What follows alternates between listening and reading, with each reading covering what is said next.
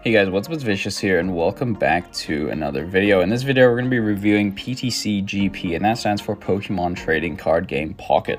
Now, this game is only a month old, and it's something a little bit different from what I usually do, but I downloaded it a few weeks ago, actually a few days ago, and I'm completely hooked. Now, this game is really good for gambling addicts because basically it's just a pack opening game.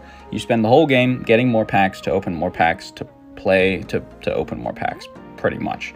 And I did recently, I made a video about, an hour ago, but then I looked in post-production and oh my god, the audio was absolutely insane. So hopefully in this video it's a little bit better, and you guys don't get absolutely blasted by the music. But I did some pack openings in that video, and obviously I won't be able to go back and do them anymore. So maybe I'll just overlay the footage and you guys can see it. But I'm going to be going over basically what is in this game and whether I think it's worth playing or not. So the fundamental part of this game is opening packs. So you're going to see that in the background right now. You're going to get a bunch of tokens from all these quests you're completing to open more packs. And you basically want to be creating decks. So I'm going to go over to decks here, and you can see some of these example decks that the game actually auto creates for you, which is also quite cool. If you click basic new, you're going to auto create a deck, and it's going to put cards that it thinks are worth playing into that deck. So we're just gonna save that one right here. Look, there we go, we have a grass deck now.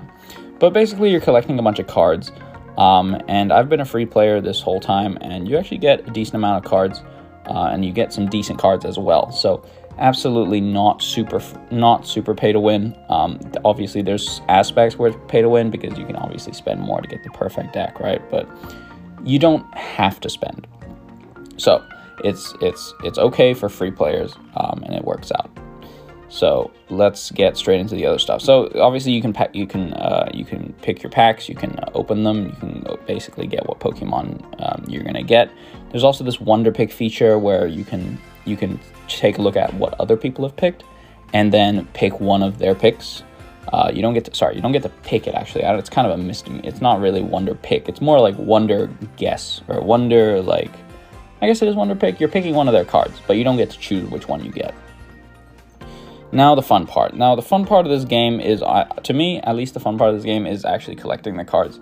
Because this is like back in the day when I was like 10 years ago, 15 years ago, this was the shit, right? Like as a little kid, I really enjoyed capturing or collecting these Pokemon cards.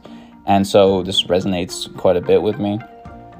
And some of these cards are very nice, and they got some nice art, and it's nice to collect. So anyway, after that we have the battle feature. Now this battle feature is definitely the part where I think you're going to be spending the most time, and I've been doing the solo campaign so far, which I think is really cool. I've been working through it, completing the missions, and basically getting a bunch of currency and leveling up so that you can get more packs. So this whole game, right, is literally you get Pokemon, you create decks with it, you go into solo or you go into battles against other people, you win battles, and then you go back to open more packs, which I think is a cool concept. I think it's a cool reward loop. Makes a lot of sense to me. Now, one of the reasons why I'm a little bit biased about this game and why some people might not find it as new and as exciting, even though 200,000 people on the subreddit do. And that reason is because I actually never played the card game back in the day. I used to collect the cards, but I never actually played the card game back in the day, which means I don't actually know the rules of the game. So learning the rules of the game was actually a really enjoyable experience for me, because suddenly a lot of things just clicked, right? I didn't know what retreat cost was. I didn't know how the energy worked. And if this game is similar to the card game, which I imagine it is, because it wouldn't really make sense if it was different, then yeah, I mean, cool. Like, I just learned how to play the game that I collected as a child, right? So maybe I'm a little bit biased from that, but all in all, this game is very, very enjoyable. I think you definitely have an edge if you spend in this game, and there's you're going to be getting a lot more stuff if you do spend money in this game. But a lot of it's cosmetic, and at the end of the day, it's still a luck-based thing, which is why I mentioned earlier, if you're a gambling addict, this is the perfect game for you. You can gamble for free, and you can gamble for a little bit of money. I'm not a gambler, but, you know, if you are, then absolutely go for it. They have also the chances for each Pokemon here. They have the offering rates. So you can go through this and basically see what you get. You know what, though? I actually think I got a rare pack one of these days. I think I'm going to put that rare pack in the thumbnail. So can someone basically check whether I got a rare pack or not? Because I'm not actually sure. Because I landed like 5 super nice cards. And I'm not sure if that's like a rare pack. I could be wrong, you know, because 0.05%, it's not very high, actually. Wait, that's not correct, is it? 0.05%. I guess it is correct. Okay, I just keep thinking of, okay. Anyway, yeah, so they have all these, they have all the percentages up here of all the stuff that you can get. So, yeah, so obviously gamble safely. And, yeah, that's pretty much the whole game. I mean, I'm going to show some footage of where I was actually battling in solo. And there's a nice thing here in solo as well, where you can actually auto-battle. So you don't actually have to battle, you know, constantly while you're there. You can just let it play, and you can just watch it and do something else on the side. You know, whether that's watching Netflix, or if you're actually just, like, at work, which, you know, some people are, just, you know, put it in and then casually play. But obviously some of the expert solo battles, you're gonna have to do that manually, because some of these are pretty difficult, especially if you're using your own deck, right?